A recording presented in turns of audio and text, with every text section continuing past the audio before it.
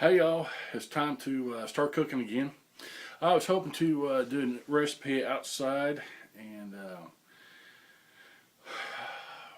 even though today is kind of a calm day, the wind's still a little bit more to my liking. So I'm going to do a recipe inside. Last thing I want to do, set the neighborhood on fire to do some charcoal cooking. So I'm going to do something inside. And I know all of us have been in this situation where we've been sitting around and we ask ourselves, what do you want for dinner? Or what sounds good? And the standard response most of the time is, I don't know, or I don't care, or whatever. So I don't know if anybody really knew this or not, but there's really a dish called I don't know and I don't care. And or. So I don't know and slash or I don't care. You did know that, right? Show of hands, who knew that there's really a dish called I don't know, I don't care? I'm looking. Get your hands up. Nobody knew? Alright, it's time to get started on this video. This is called I don't know slash I don't care. Or whatever else you say, whatever you want to do. It's up to you, whatever. So let's get going on I don't care, and I don't know, and I don't care. Okay, y'all. It's time to get started on this I don't know, I don't care. What you're going to need is some ground beef. Let me get this here in the viewfinder here. I got the market trim ground beef this time. It's a little bit coarser grain than what I'm used to. We'll give that a shot, give that a try to see if that's any good. Next thing you're going to need is either a can or 2 cans of your favorite baked bean. We like these Bush's baked beans. This time I'm going to do the Southern Pit barbecue baked bean. Can't cook anything unless you've got some garlic. Same thing with an onion. If you don't have either one of those two, you might as well just put your dishes back into the counter and make a sandwich, because you can't cook without them. The next thing we're going to do here is cheese. We got some shredded cheese, any type of shredded cheese that you want. And seasoning, salt and pepper, of course. We've got the salt, we've got the freshly ground black cracked pepper. And if you watch any of my videos, you know we don't do anything without some onion powder. And I think I used up, just some time to open up a brand new thing of garlic powder. I like both the fresh onion and garlic as well as the powders. It gives just a little bit different flavor, just that depth of flavor. And then I like, of course, lemon pepper. I like lemon pepper. I think that's about all I'm going to put in here. You can season this up any way you want to. You can make it a Mexican style. You make it Italian style, whatever you want to do. Y'all, this is super simple, super easy. There's really no reason or why it can't be done. I mean, so let's get on with I don't know and I don't care. Alright, first thing, y'all, what we're going to do is, I know you've seen 1.5 million videos on how to dice a onion. So I'm going to dice up an onion. So we're going to have 1.5 million and 1 videos on how to dice an onion and how to take care of some garlic. So y'all watch.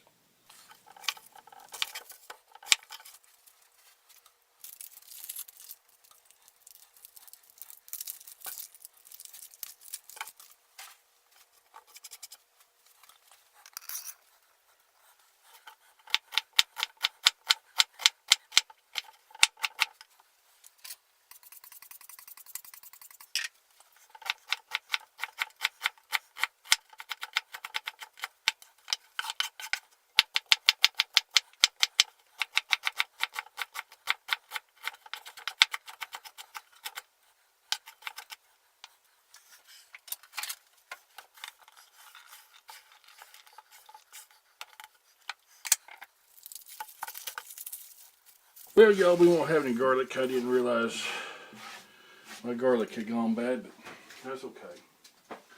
That's all right. Let me get y'all repositioned.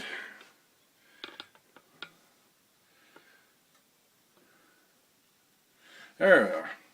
I've just got a little bit of oil here in this black iron pan getting warmed up. Just a little. And I am just probably a shade right between medium high and high. We want to cook these onions down a little bit.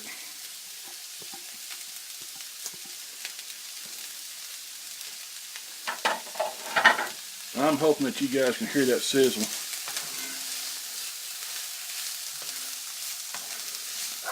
That is sounding good. Be right back. Let me see who's at the door. Alright, y'all, I'm back. That wasn't anything at the door, just the dogs barking. Anyway, that's giving me some time to get these onions cooking a little bit. Right now I'm in about the high area of the stove. I'm not for sure if my dial's calibrated right, but what you gotta do, and I won't use the one I'm messing with right now, but you gotta use your dial. Every one of y'all's got one of these. Use it. It's called knob. See right there, it's got a warm, low, medium, high, high. It's even got an off. Use your knob. You gotta use your knob while you're cooking. Then you gotta be smart enough to how to put the knob back on. Apparently I'm not. Hopefully I didn't break it. There we go. That'll teach me to play with my knob.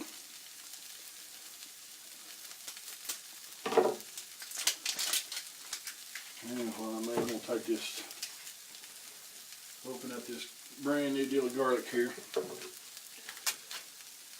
Alright. This right here is cooked.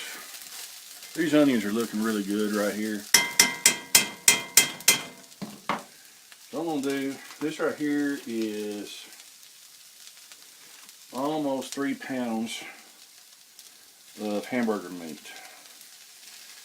This is the market cut meat. Let's say it's trimmings. Well, in trimmings, you're getting sirloin, you're getting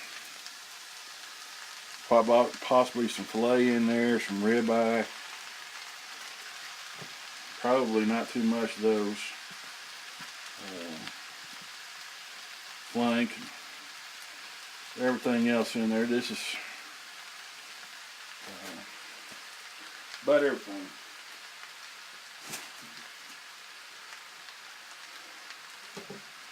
I may not have a big enough pan. We'll find out here in a minute. Won't know really till some of this hamburger starts cooking down. While we're here, I'm going to go ahead and re-salt this. You guys remember, we're in cooking, you're layering flavors. Here's your lemon powder, your lemon pepper going in, rather. Your freshly cracked black pepper. Keith, watching his videos, always uses this, talks about the fresh cracked black pepper. I've been a huge fan of that for a long time, and it's really good to see others getting in there and start using the real fresh pepper. We've got the onion powder, of course, and since I didn't have any fresh garlic, I'm going to put quite a bit of that powder in there, that garlic powder.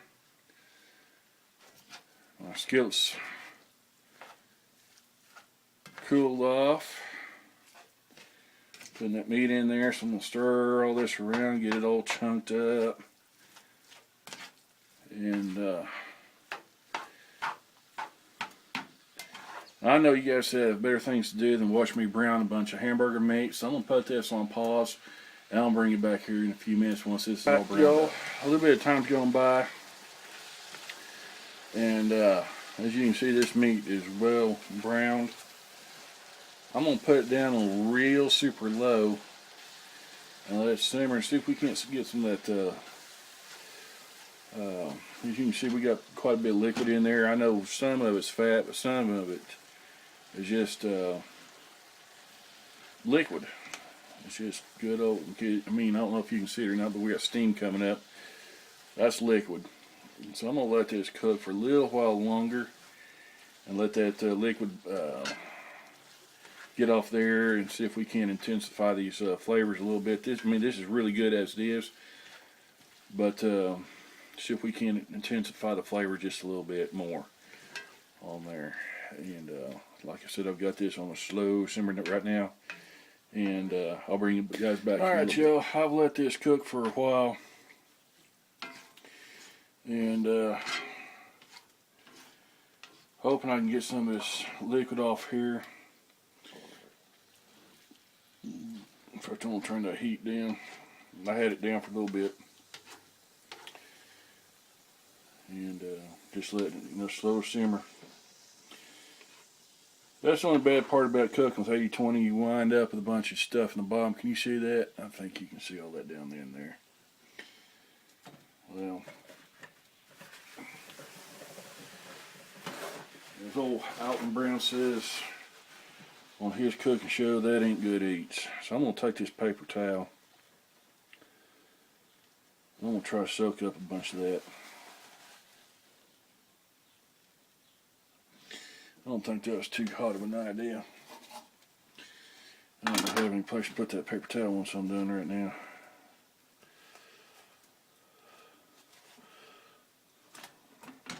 There's a whole bunch of it.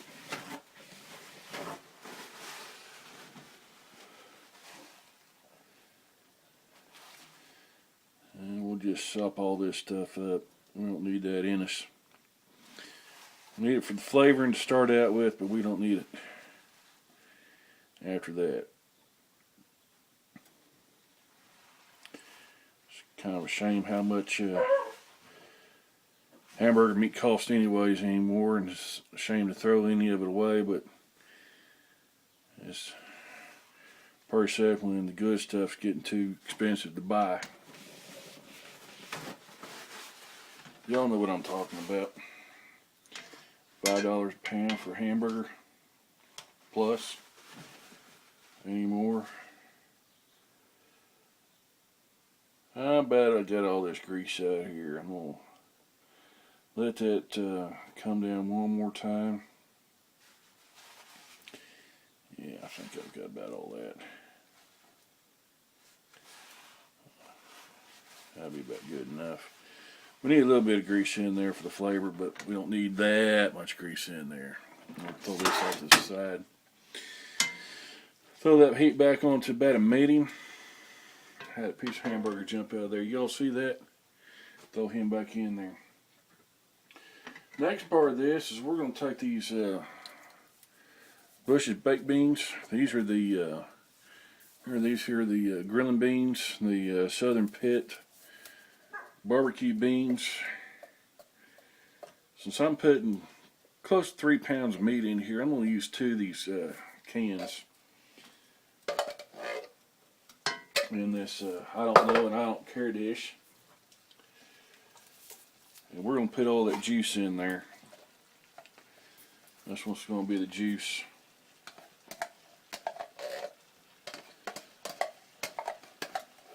Make sure you can get all that out of there. Don't want to leave a bean in there.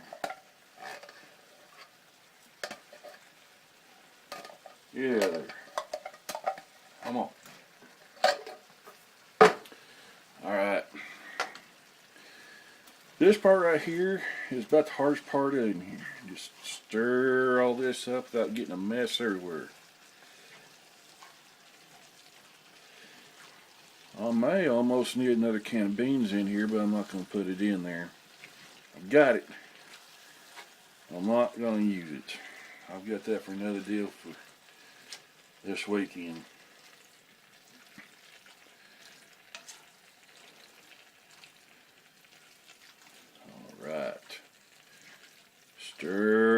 stir, stir.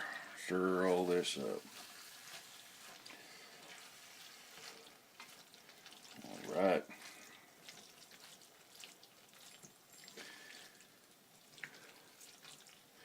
What we're going to do right now is we're going to let that simmer and let that come up temperature. It's going to take a few minutes. I'm not going to let you sit there and bore yourself watching this come up temperature. Ought to. I won't. Oh yeah, right there. You can put that on a bumper of a car and make that bumper taste good. I almost guarantee it. Right.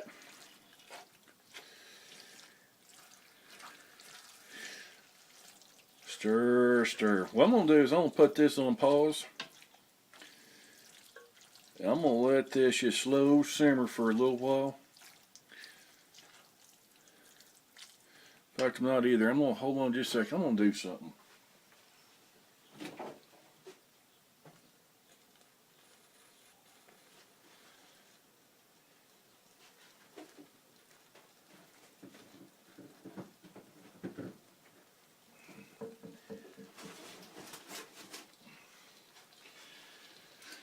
I wasn't going to do this. In fact, it doesn't even call for this, and I ain't never done it before.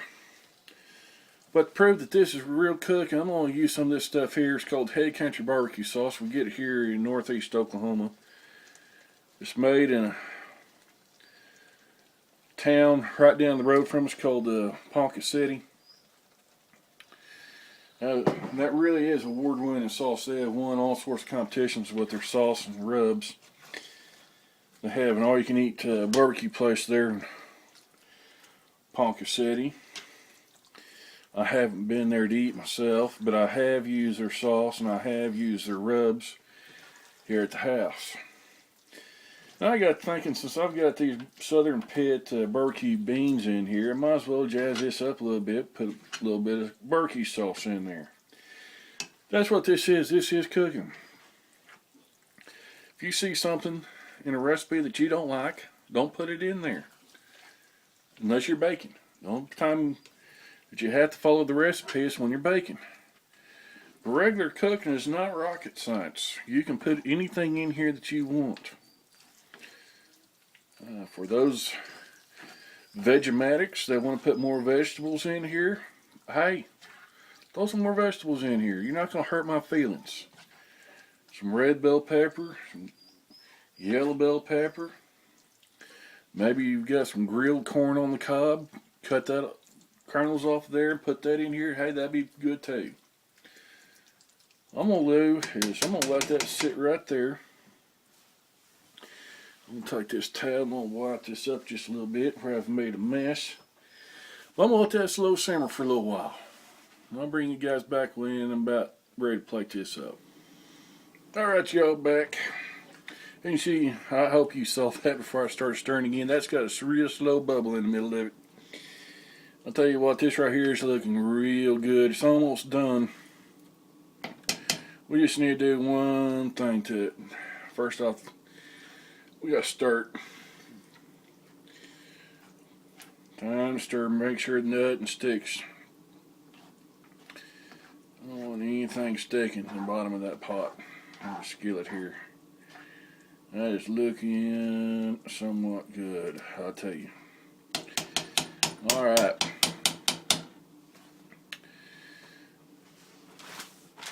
This right here, we're going to throw some cheese on there. You can use any type of cheese you want. Whether it be cheddar cheese, mozzarella cheese, Monterey Jack. I think I'd keep away from like the blue cheese and the feta cheese and that kind of cheese. If you even want sliced cheese in there, you can throw some sliced cheese in there, okay? That sliced processed cheese. It don't matter. Throw some cheese in there. If you want to put Limburger in there, throw some Limburger in there. I wouldn't suggest it, even though I like Limburger cheese. Wouldn't suggest it. What we're going to do, I'm going to make sure that's just all covered up real nicely. How about that there? How about that there? All right.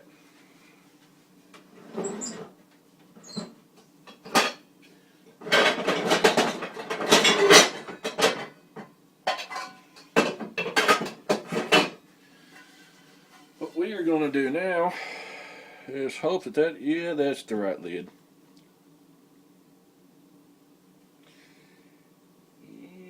Yeah, I think that'll work. That may not work. Let me see if I've got a glass lid to fit on here. That glass lid I'm going to use right now. It'll fit a little bit better. Our goal right now is to melt that cheese on top there. I could slide that into the oven, let it melt down. I don't feel like heating the house up any more than it already is. So I'm just going to put the lid on there and let that heat that's already in there melt this cheese down. And I'll bring you guys back once it's time to serve us up a plate. But I tell you what, this right here is some of the best I don't care, I don't know, and I don't care dish that you can get. So I'll bring you guys back here in just about a half a second. Alright, through the miracle of time, we are done. And what you do to serve this up is get you a plate, throw some Fritos on there, put a couple spoonfuls on that, on top of that, and you have got supper. And that is what we call I don't care and I don't know, or I don't know and I don't care. See y'all later.